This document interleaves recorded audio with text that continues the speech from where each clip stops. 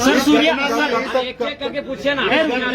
Surya sir Surya Hajda का आवाज सदन में आप उठाएंगे? यहाँ ले लिए कौन विधायक लेगा जब दिखा दीजिए जाके। तो सर पॉजिटिव सवाल है सूर्या हाजदा का। एक एक करके पूछिए। इनका सवाल चल रहा है, सवाल खत्म होने दिए। आप लोग विचित्र कर रहे हैं महाराज। नहीं, पहले आपका सवाल एक का सवाल खत्म हो, अब दूसरे में आइए। आपको खुद धैर्य नहीं है और आप पत्रकारिता के आपको ज्यादा धैर्य होना चाहिए। आपकी विधायकों से ज्यादा जरूरत पत्रकारिता की है। जहाँ न पहुँचे रवि वहाँ पहुँचे कभी। इस घटना में एक बाबा का जिक्र है। कौन बाबा का जिक्र है?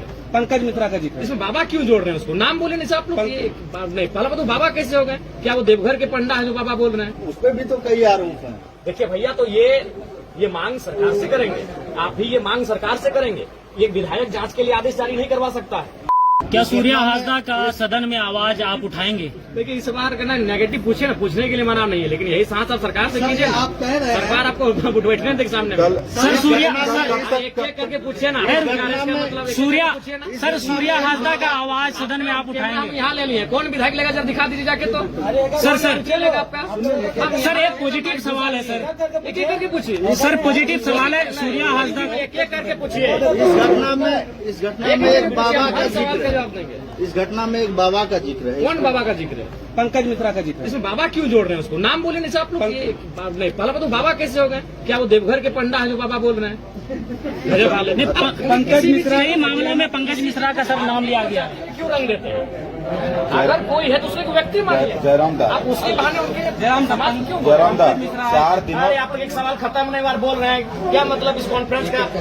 क्या मतलब है? इनका सवाल चल रहा है, सवाल खत्म होने दिए। आप लोग विचित्र कर रहे हैं महाराज। एक विधायक जवाब देने के लिए बैठा है, आपको धैर्य रखना चाहिए। कंटिन्यू।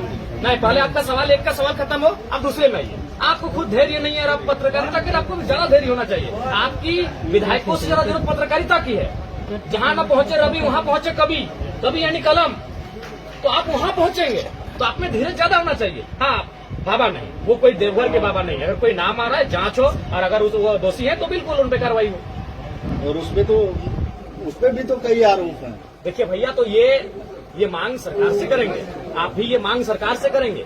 एक विधायक जांच के लिए आदेश जारी नहीं करवा सकता है। एक विधायक मैंने प्रशासन को निर्देश नहीं दे सकता है। निर्देश सरकार देंगे, सरकार के सचिव देंगे। तो इसलिए ये मांग हमें सरकार से करनी चाहिए।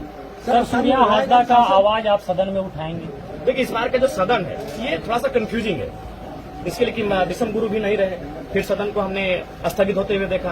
आज रामदास जी भी हमारे बीच नहीं रहे, पहले उनको श्रद्धांजलि देते हैं आपके माध्यम से, हमने वहां भी दिया। तो सदन कैसे चलेगा नहीं चलेगा, अभी सदन अस्थायी रूप से मैंने कह नहीं पा रहे हैं। तो इसलिए हम लोग प्रयास करेंगे कि अगर मौका मिले तो मौका रखा जाएगा। उसके पैतृक आवास पर आप उनके परिवार से मिलने गए सर, वहाँ आसपास के लोगों से, और आपको क्या पता चला कि सूर्या हाजदा किस टाइप के थे, या फिर वो हकीकत में? ठीक है, देखिए मैं एक बात स्पष्ट कहना चाहूँगा। सपोज मान के चले अगर असामाजिक गतिविधियों में थे, अगर असामाजिक तत्वों के साथ उनका नाता था, तो वो ध्यान न देने वाली बात है। वो चुनाव लड़ते थे और उस चुनाव में 25,000, 30,000, 50,000, 60,000 वोट लेके आते थे। तो ऐसे शख्स को आप इनकाउंटर नहीं करते। आप काल कोठरी में बंद कर सकते थे, आप उनको न्यायालय के सामने प्रेजेंट कर सकते थे, न्यायालय उनको सजा देती, आप उनको 7 साल, 10 साल, 15 साल जो भी सजा होगी। लेकिन जो व्यक्ति एक सम्मानजनक वोट लेके आ रहा है, जनप्रतिनिधि के रूप में कार्य कर रहा है, आप उसको दोहरा के इनकाउंटर कर देंगे, बिल्कुल खड़ा होगा।